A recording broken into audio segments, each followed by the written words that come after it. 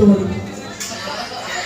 Nakilala. Alam mo, ganito talaga dito sa Tugo. Kasi marami ka mga makikilalang bagong kaibigan. Kaya pala.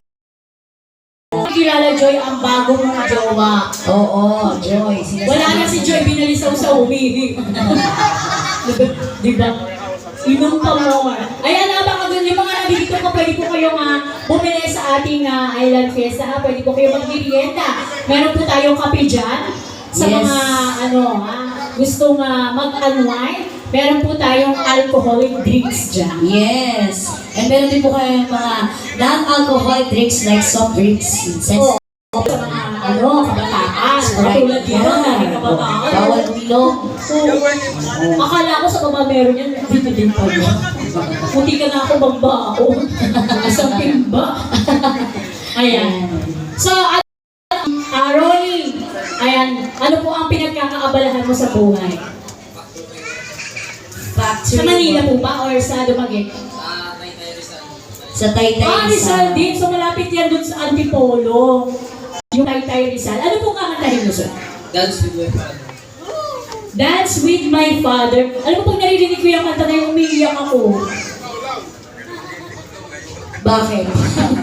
Tagal sumagot. Wala ka pakialam ko yung wala lang yung mga charot lang. Ayan. So, Dance with my father ang kakantahin ni Sir Ronnie. Sige, hanapin na natin sa baul yan. Kung mga gusto mo pong sumali, meron po kaming available 3 slots. 3 slots na lang po. Katuwaan lang, sumali na kayo. Oo. Siyempre, pag may pa-contest, meron yung pa-premyo. Yes! Oo, mananalo kayo ng 1 kilong galonggong. Ha? Hulihin niyo muna.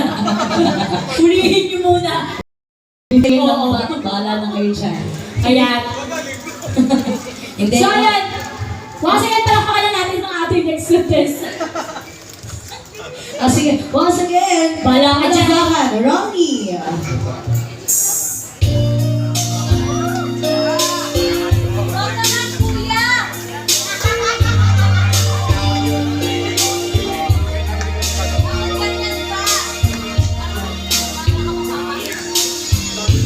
But when I was a child, before I took over the business, my father would leave me behind.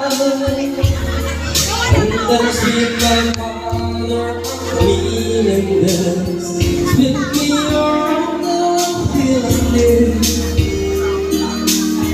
Did not the stairs would carry me. I know for sure I was lucky.